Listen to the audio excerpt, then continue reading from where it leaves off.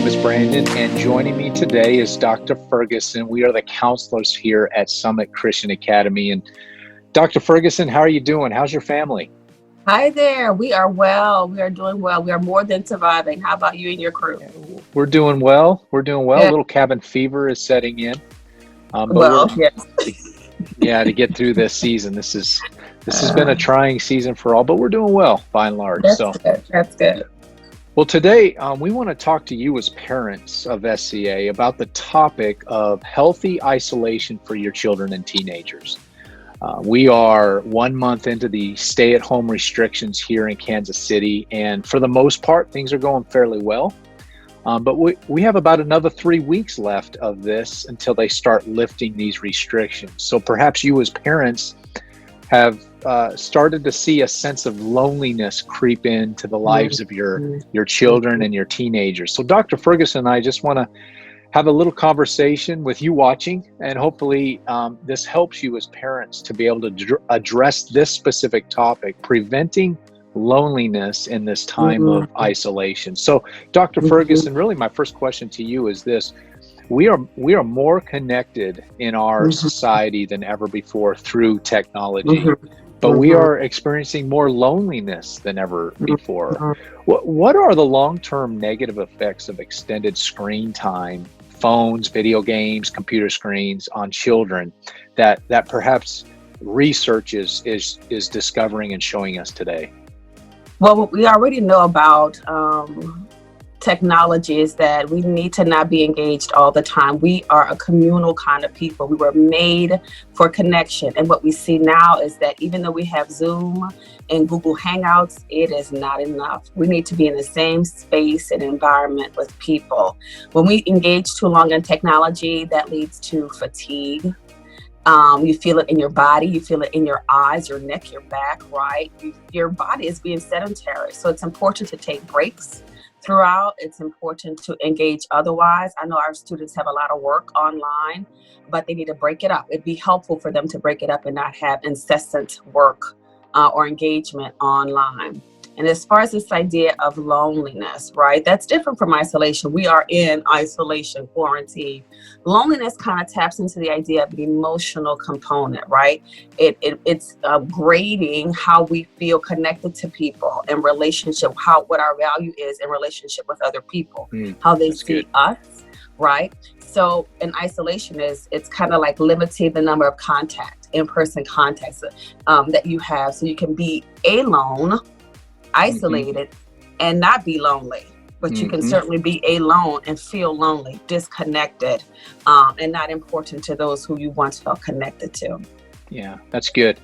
You know, it's interesting to point out when God created the world, right? He did a kind of a personal assessment on how he was doing, and after he created things, he said, that's good, that's really, really good. Very but then good, his yes. first not good comment was this idea of being alone. He said, it is not good for a man to be alone. And so I appreciate how you highlighted the fact that, you know, we are really not geared for this. If it doesn't feel right, it's because it's not right. We need to be together. So, and technology just generally does not suffice there. So, you know, Dr. Ferguson, I continue to talk with parents and students, for that matter, who are battling some intense loneliness now. That's really kind of the overwhelming topic of conversation that I'm talking with as parents and students. So you've touched on it, but I want you to address this a little bit deeper. Is it possible to practice healthy isolation? And what is the difference between, again, isolation and loneliness? Can you touch on that again? So again, if loneliness has to do with an emotional response, right? We're assessing how we feel as we are in relationship with other people. Am I still important? Do they still see me and value me? And to the extent that we do still seen and valued, we don't feel lonely. To the extent that we feel connected, it dissipates or lessens loneliness. Isolation just has to be, are we alone physically? How many people are around us? How many contacts with other breathing, living beings are we with?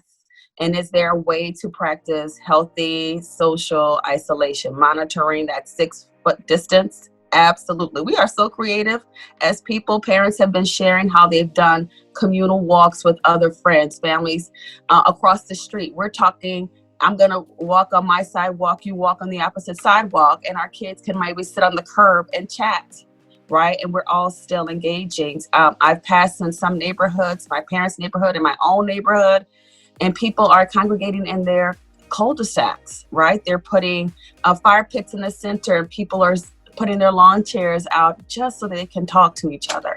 Mm-hmm. Earlier in this quarantine, we saw on the news how some people were having neighborhood dinners. Everybody had their dinner outside. So those are perfectly safe ways to still have engagement, to be seen with other people, and stay safe. That's good. Let's talk specifically for a moment about teenagers. When I ask my teenagers, and maybe yours are different, right? But when I ask my teenagers, hey, tell me how you're doing, the response is always the same. I'm fine. Or mom, don't do psychology on me. And right. I know what you're trying to do. But our parent senses, right? If we have our parent senses tell us otherwise. So here's a question that's really practical. What are some key questions that we can ask our teenagers specifically that may elicit a deeper answer than fine? Yeah. So that's the hard part, right? Ultimately, we want to be connected to our kids. And if they give us those kinds of answers, we can't let them off the hook. But maybe we can lighten it with a little humor. Now, dude, I see you. You're looking like this. Call a pink elephant out. You are doing and saying and being.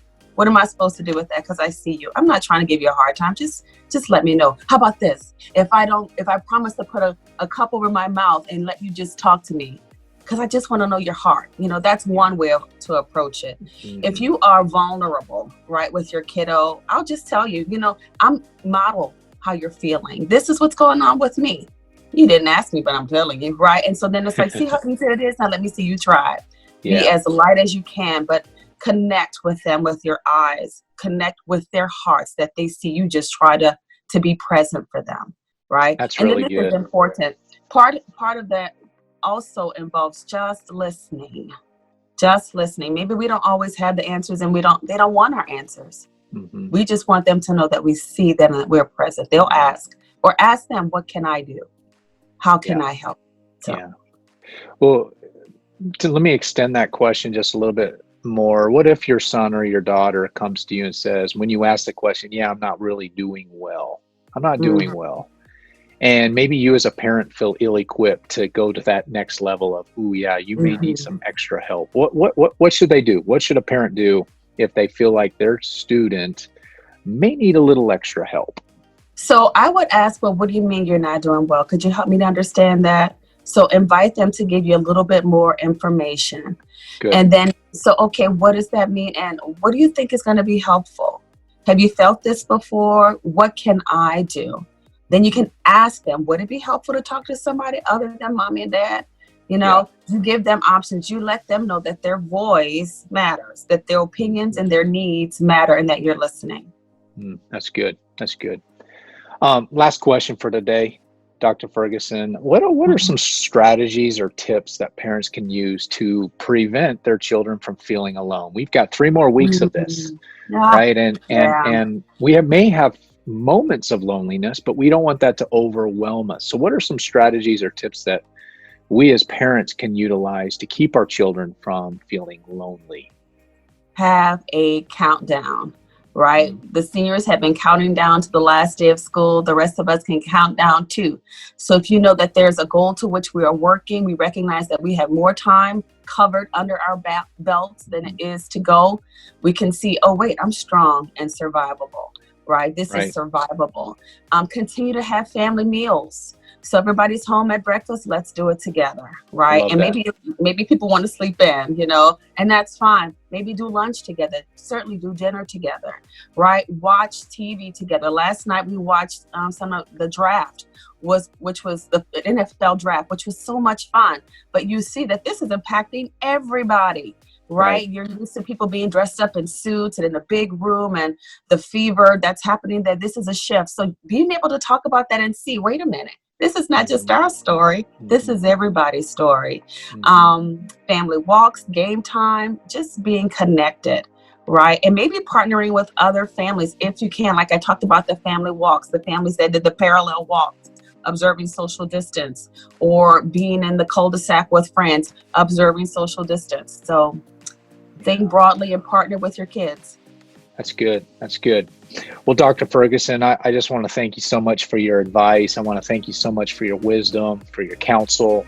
And parents, we just want you to know that Dr. Ferguson and I are here for you and your kids. And we continue to connect with students and parents throughout the week. So please don't hesitate to send us an email to Chantele Ferguson at SCA-KC.org.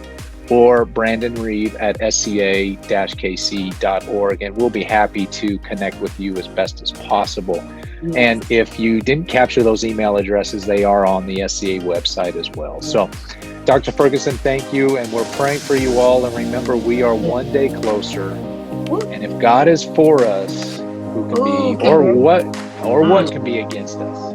Not one thing. One thing. All right. Appreciate you, Dr. Ferguson. Bye. Take care. Bye.